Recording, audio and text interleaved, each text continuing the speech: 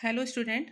UPPSC GIC mains biology written exam के लिए मैं वो सारे इंपॉर्टेंट क्वेश्चन लेके आऊँगी जो कि आपके एग्जाम में आ सकते हैं और बहुत ही इजी वे में आप पूरे कॉन्सेप्ट को समझेंगे ताकि आपको कोई भी क्वेश्चन एग्जाम में न छूटे। तो आइए जूलॉजी से एक इंपॉर्टेंट क्वेश्चन देखते हैं कि एम्फीबिया वर्ग के प्रमुख लक्षण और नियोटिनी पीडोजेनेसिस को उदाहरण से ही समझाइए। तो पहले आपको जनरल कैरेक्टर एम्फीबिया का समझना है, देन नियोटिनी क्या है, पीडोजेनेसिस क्या है, उदाहरण के साथ आपको लिखना होगा। तो सबसे पहले एम्फीबिया को समझते हैं। एम्फीबिया का मतलब क्या होता है? एम्फी प्लस बायोस, मतलब कि वो ऑर्गेनिज्म जो डुअल मोड ऑफ लाइफ को परफॉर्म करते हैं। मतलब अपना जो है एक मोड लाइफ का जो है लैंड में बिताते हैं और दूसरा मोड जो है वाटर में बिताते हैं। तो इस तरह के ऑर्गेनिज्म को आप क्या बोलते हैं? एम्फीबिया। तो आइए सबसे पहले हैबिटेट इसका देखते हैं जनरल कैरेक्टर में। तो एम्फीबिया क्या है? कशेरुकी यानी वर्टिब्रेट है और कोल्ड ब्लडेड है। क्या है? Cold blooded. कोल्ड ब्लडेड को एक और टर्म यूज किया जाता है, पोइकिलोथर्मी। और आपको पता ही होगा कि वार्म ब्लडेड को क्या जाता है कहा जाता है? होम्योथर्मी। उसके बाद ये वाटर एंड लैंड दोनों में पाए जाते हैं। तो यहाँ पे क्या है? वाटर में इसका लार्वल फॉर्म जो होता है पाया जाता है, टैडपोल लार्वा एम्फीबिया का, और लैंड में जो है एडल्ट फॉर्म पाया जाता है। अब देखिए स्किन कैसी होती है? स्किन इसकी मॉइस्ट होती है, चिकनी होती है और ग्लैंडुलर होती है। इसके स्किन पे नहीं पाए जाते हैं, लेकिन म्यूकस ग्लैंड पाए जाते हैं जो कि चिपचिपा पदार्थ का स्राव करते हैं। लिम्स जो होते हैं टेट्रापोड्स होता है, और फिंगर टेट्रापोड्स का मतलब आप समझ ही रहे हैं। फिंगर जो होते हैं विदाउट क्लॉज एंड नेल्स, मतलब फिंगर में पंजे और नाखून नहीं होते हैं। रेस्पिरेशन जो होता है लार्वल स्टेज में गिल्स के थ्रू होता है, और एडल्ट के स्टेज में लंग्स से, स्किन से जो होता है बकल कैविटी से भी इसमें रेस्पिरेशन होता है। हार्ट जो होता है 3 चैम्बर का हार्ट होता है, जिसमें 2 ऑरिकल और एक वेंट्रिकल होता है। डेवलपमेंट जो होता है एक्सटर्नल फर्टिलाइजेशन इसमें होता है, मतलब वाटर में ही जो होता है एग और स्पर्म मिलेंगे, देन फर्टिलाइजेशन होगा और लार्वा जो बनेगा, इसके लार्वा को हम बोलते हैं टेडपोल, जो कि मेटामॉर्फोसिस मतलब कायांतरण करके एडल्ट में चेंज हो जाता है।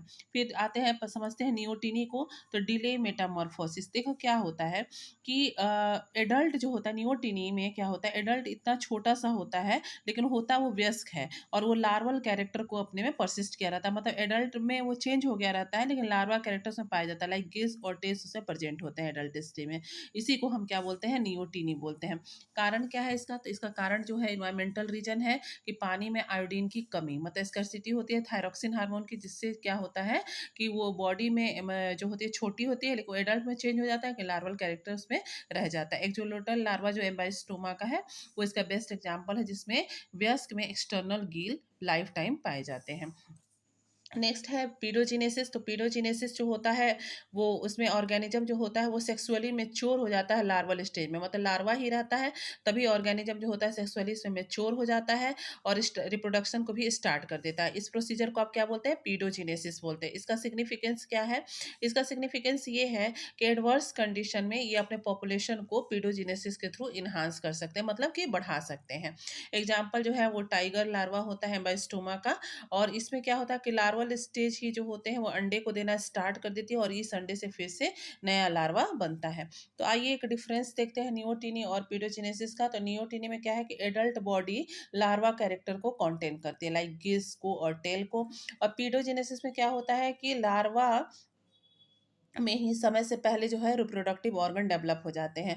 नियोटिनी में क्या होता है केवल सोमैटिक, मतलब बॉडी में जो है चेंजेस देखने को मिलता है। इसमें क्या होता है जर्मिनल डेवलपमेंट इसमें होता है, ठीक है। और ये नियोटिनी में लार्वा जो होता है की तरह दिखता है, लेकिन होता क्या है नियोटिनी एक्चुअल में एडल्ट होता है। और पीडोजिनेसिस में क्या होता है कि look like adult but larva, देखने में लगता है कि मेच्योर है, कोई एडल्ट होगा लेकिन वो लार्वा ही रहता है। तो एक मेजर डिफरेंस है कि यहाँ पे एडल्ट जो है बच्चे की तरह दिख रहा है और यहाँ पे बच्चा जो है वो एडल्ट की तरह दिख रहा है। नियोटिनी और पीडोजिनेसिस में ये मेजर डिफरेंस है। इस तरह से आप इस क्वेश्चन का आंसर एग्जाम में कर सकते हैं, एम्फीबिया का जनरल कैरेक्टर और ये नियोटिनी और पीडोजिनेसिस में। आप ध्यान दीजिएगा कि इसका एक जो लोटल लार्वा होगा एम्बाइस्टोमा का, इसका टाइगर लार्वा होगा, ठीक है। तो इस तरह से आप उदाहरण के साथ नियोटिनी और पीडोजिनेसिस को समझा सकते हैं।